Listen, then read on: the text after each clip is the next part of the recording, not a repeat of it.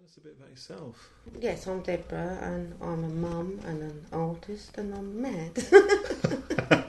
All right. Well, I spend most of my time painting and making things and going to groups that do those sort of things. Have you always done that? I did work. I worked as an art teacher, and before that I worked as a pharmacy technician. Do you have any hobbies apart from art? Shopping. Shopping? What sort of things?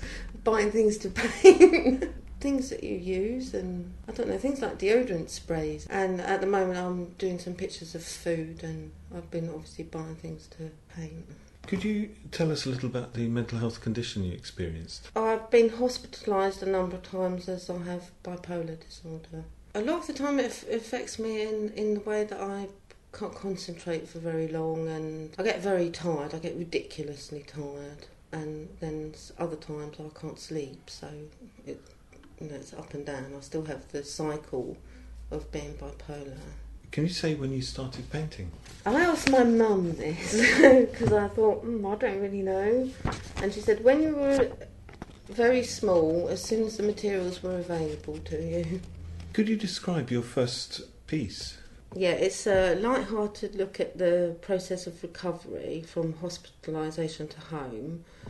It's about being looked after, and it's called The Rescue. There are a lot of deflated, crumpled people falling from the sky, and then here that's the pharmacist, and she's got me in the laundry basket. That's on the left.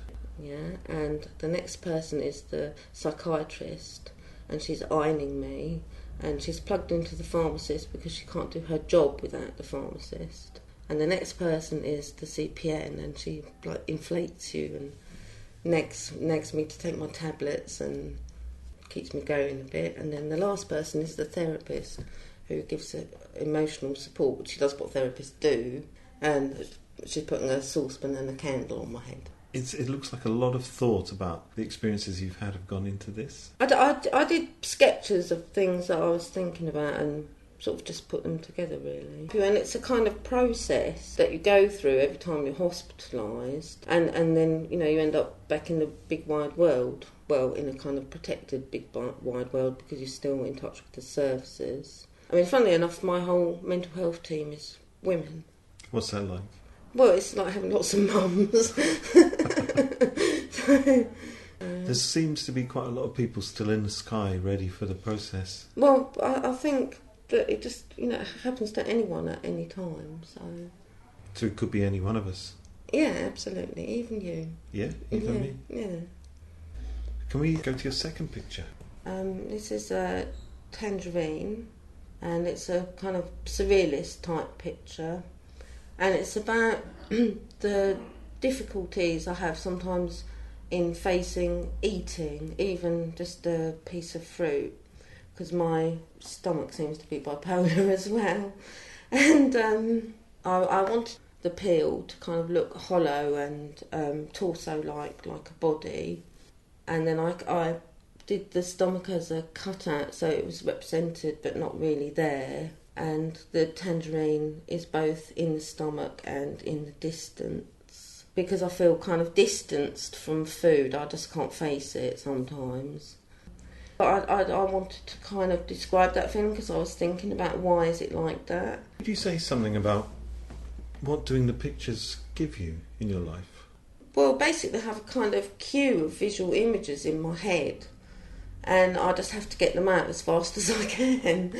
Each one is either an idea or an attitude that I'm exploring. Sometimes they're quite academic because I've been to college and I sort of think about art in an academic way, and so some pictures are like that, but the ones that I do more just for me, these images that just keep coming up and I just have to paint them so I can work out what I'm thinking, really. Does it help you to think? Yeah, it does help a lot. How does that work?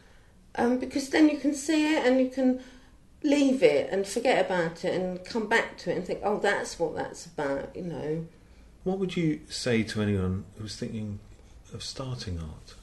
The art world can seem intimidating, and it isn't really. Artists are really nice people. You just want to do what they are doing, and the only difference is like practice. You can get that.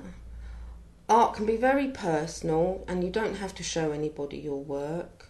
The materials can seem intimidating and precious, but they are only materials, and that's their function, to be used. And you should feel free to mess it up, but do keep it, because an image can look very different when they're revealed to you after a period of being hidden away. Basically, you might struggle along with art, but you won't regret it.